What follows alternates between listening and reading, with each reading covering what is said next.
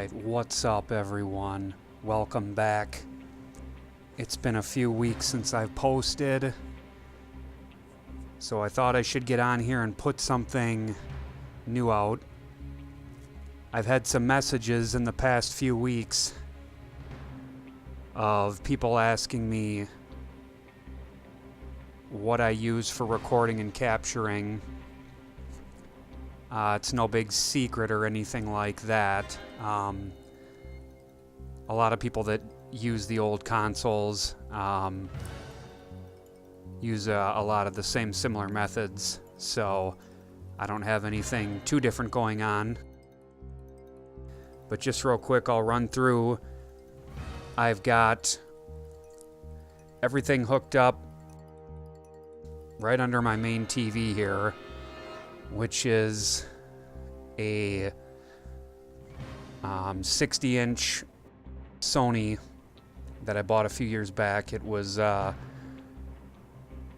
think, second to the top model when I picked mine up.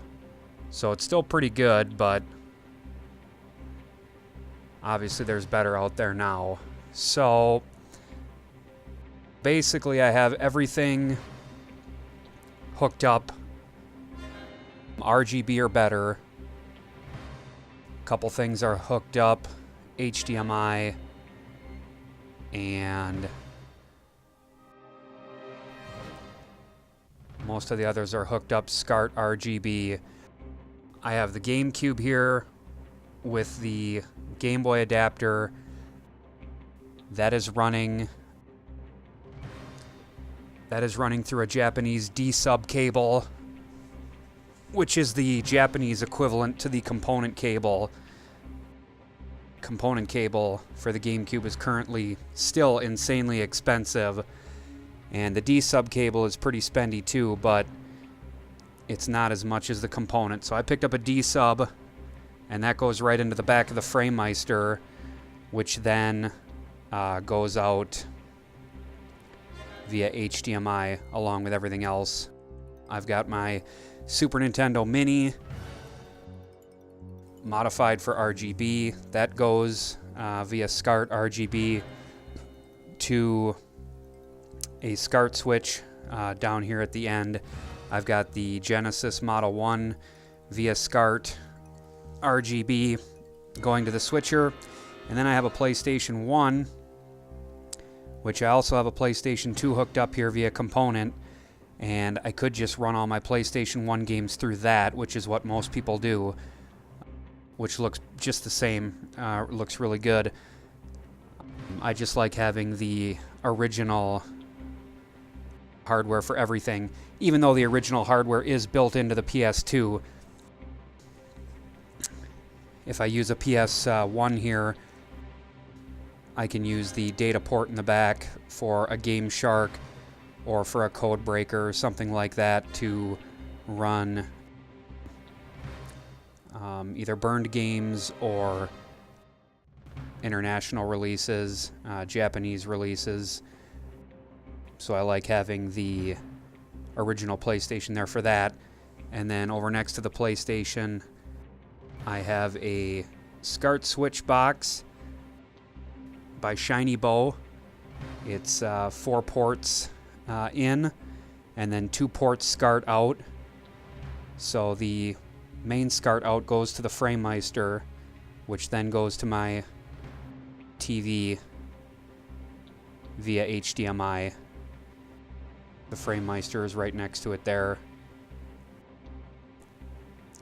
And then the SCART switch also has a second SCART out that you can run to a second monitor if you want to, but I really have no reason to do that, so I don't use it. And then the Framemeister, which takes everything into it and then upscales it to whatever you want, 720p, 1080p, 1080i, 480p. It's expensive, but if you like to use original hardware and you want to play games on your HD TV, it is probably one of the best pieces of equipment you can have. There's also a couple other comparable products out there that do some different things. But for my purposes, Framemeister does everything I need the best. So I went with one of those. Down here I have an AES Nintendo, which is real hardware. Emulated hardware, I should say, on an FPGA board that mimics the Nintendo hardware. So you're running your real carts, and you're actually running the game. You're not emulating. You can still pick those up online if you want. They're a couple $100. Sometimes they go on sale for, I think, $179.99. Great piece of hardware. You don't have to deal with your games not booting up or blinking screens or anything like that. AES. No, yeah, AVS. What am I thinking? Retro AVS. It's got 4 ports built in for 4-player games, and it's absolutely phenomenal. Outputs in 720p, 60 frames per second. It's got a bunch of picture tweaking and other system options in there. So definitely worth picking up if you're a fan of playing your actual Nintendo carts. Nintendo 64, that is modified with RGB inside. I have a Game Shark there, which you can use Game Shark codes for most games to disable the anti-aliasing, which is the blurring effect that the N64 is so known for, and games look pretty crappy when the blur effect is on. So you can use a Game Shark and disable most of those. Not every game, but most of them have codes for them. And then over here, I've got my Dreamcast hooked up. That's coming out VGA, or I should say it's got a Toro box hooked up to it, which then goes VGA to a VGA to HDMI converter. I do have a VGA port on my TV, so I can go straight VGA into that, and it looks perfect. It looks phenomenal. But for the purposes of being able to hook up to the Framemeister, I have it coming out of the Dreamcast VGA and then going to a VGA to HDMI adapter box, which works perfect. The picture looks perfect, and then I can capture video from it. Unfortunately, the Framemeister does not have a VGA input on it. That is really the only input it's missing. If it had a VGA input on it, it would be perfect. So that's really the only knock I can give against the Framemeister, is that it doesn't have an AV or a VGA input. And then I have the fat original PS2 here. That is my original, or second original. First original crapped after about a year, so I got this one. This one is really gently used, so it should have quite a few years left in it. I've got a couple of PlayStation 2 Slims around here too for backups, just in case this one decides to take a dump. So that one is hooked up via component straight to my TV, and if I want to capture for that one, I can either do SCART to the Framemeister or component to the Framemeister, but I don't do a lot of PlayStation 2 games, at least for capturing purposes, so that's why I've got that one going right into the TV, because I pretty much just play those games. Don't do a whole lot of capturing. So that's pretty much it.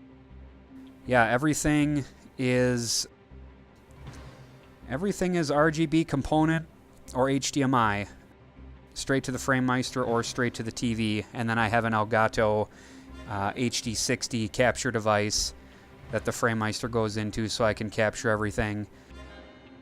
I did just pick up a Game Boy player for the GameCube several months back, so I've got that hooked up.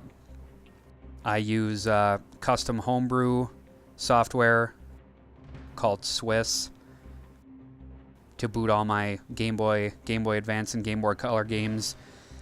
And then those go into the Framemeister, and I can set different custom resolutions for those and blow them up and make them fill the screen, and do all kinds of tweaking with the Framemeister, and you can get Game Boy Advance and Game Boy Color games and everything looking really, really good, considering they're blown up on an HD TV.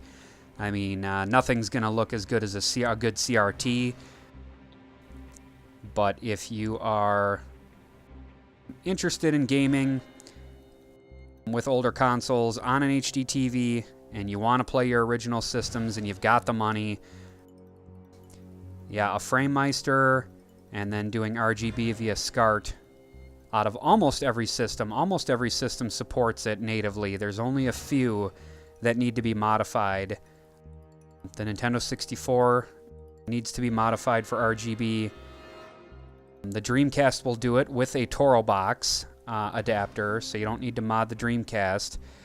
And the GameCube does not do it. Only the PAL GameCube will output RGB. But yeah, if you get component cables or a D-terminal adapter, you're going to get perfect picture out of that too. There's also some HDMI adapters coming out in development that look absolutely perfect. I've got one of those. I've got some video up on my channel of it, so you can check that out. And that is pretty much it. Everything goes into my receiver and then into the TV. I've got a couple of tower speakers here,